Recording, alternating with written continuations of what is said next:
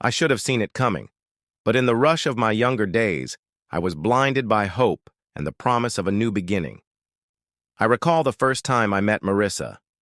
I was in my late 20s, full of desire and naive optimism. There was an evident grief beneath her smile. She handled herself with a quiet strength, a resilience that drew me in, despite the undercurrent of fragility I noticed from the start. I quickly found she was a single mother, parenting tiny Sophie, a bright-eyed 5-year-old girl who filled our home with laughter and limitless energy.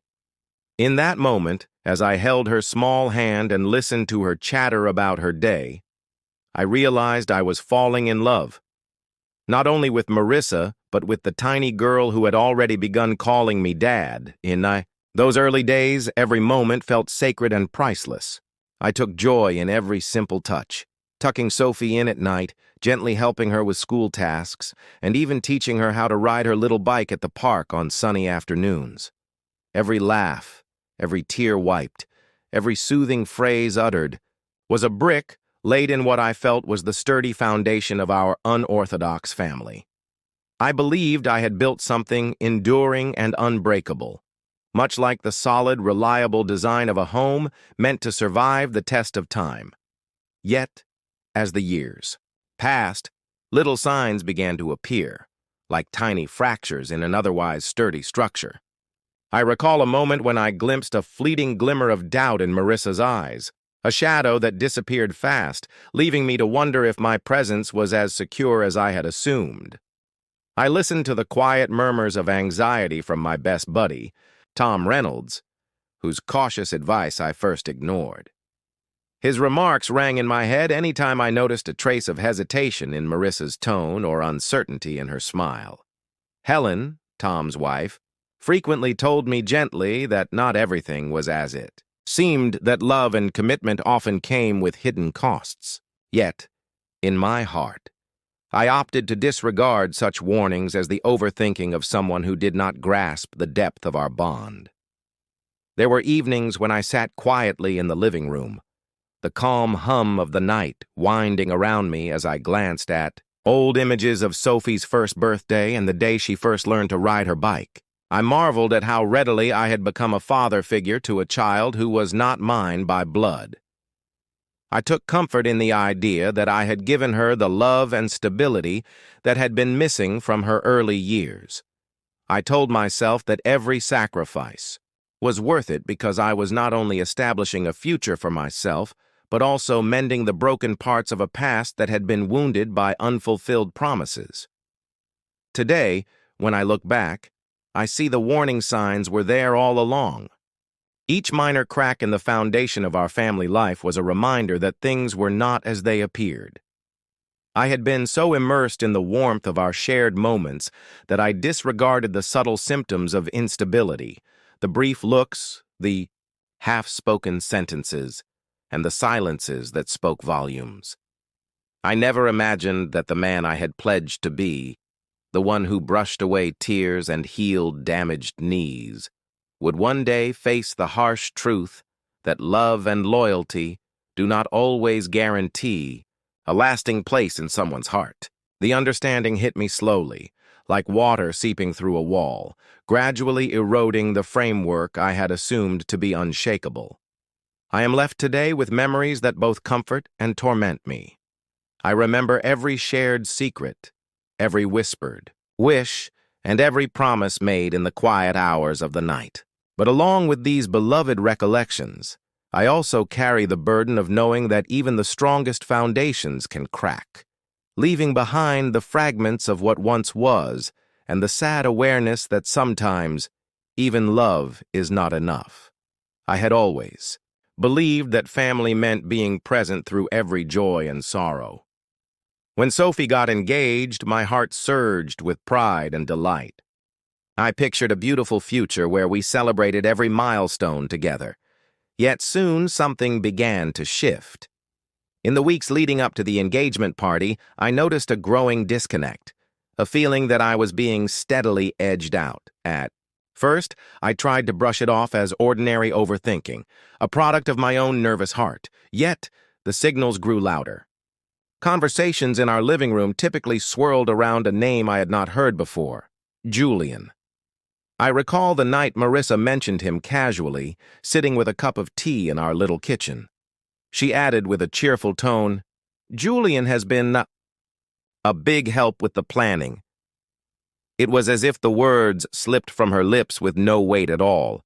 Yet to me, that statement resonated like a verdict. Julian, the new man who had crept into our lives without so much as a decent introduction. Tried to tell myself that he was merely helping with details, that nothing more would come of it. Yet, as days passed, I began to realize more. Every planning meeting, every shared joke about Sophie's future felt like I was being ignored. I found myself sitting in the background while discussions revolved around this stranger who now held a place in our family that I had cherished for years. On the day of the party, the sensation cemented. I walked through the door expecting a warm welcome, only to realize that every discussion, every plan, every moment was shared by people who now seemed to belong to a different family. The air was filled with joyous talk about the future, yet I sensed an icy distance between me and the celebration. I tried to speak up, to ask about plans and details I had once been so involved in, but my questions were met with polite smiles and a smooth change of topic. I stood there, a mute observer, as I understood that Julian was not just a helper in the background. With every glance exchanged between Marissa and him, I saw the undeniable evidence of a relationship that I no longer belonged to. That night, as I left the gathering silently, unnoticed, I carried with me the weight of a terrible betrayal. The echoes of the evening haunted me as I drove away, the lights of the home fading into the darkness behind me. I realized then that the foundation I had established, the relationships I had nurtured, were now revealing fractures I could no longer ignore. Then came the letter. I remember the day it arrived as clearly as if it were yesterday. I had been sitting alone in the quiet of our living room, trying to make sense of the widening distance between me and the family I had given everything to. That morning, the postman handed me an envelope with neat handwriting. I imagined it contained the promise of another celebration, a moment when our family would be together again. Instead, as I carefully opened the envelope and unfolded the letter, I found words that shattered my heart. The invitation was for Sophie's wedding, a day I had looked forward to with optimism and pride, yet the words on that paper read in cold, uncompromising ink that Sophie would be given away by Julian.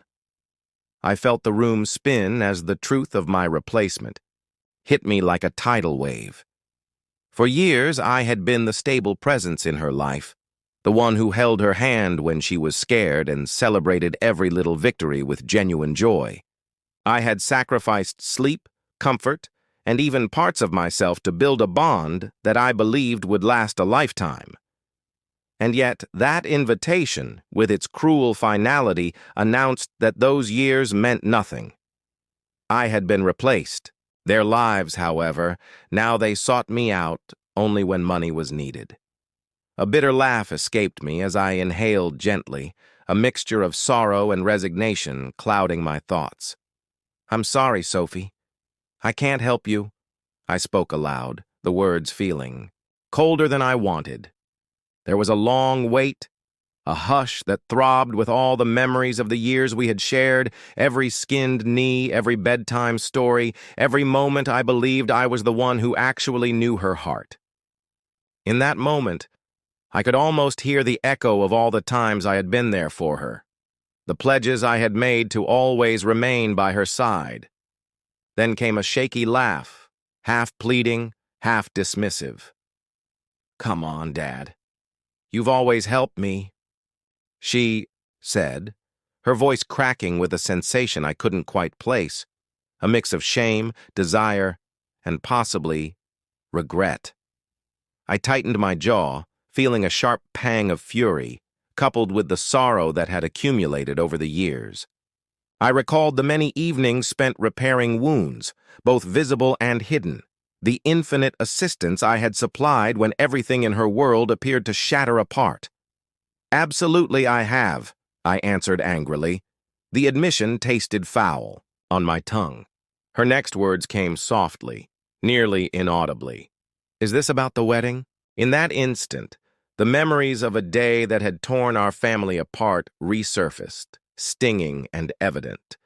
My voice, when I answered, was steady, yet infused with an edge I had long suppressed.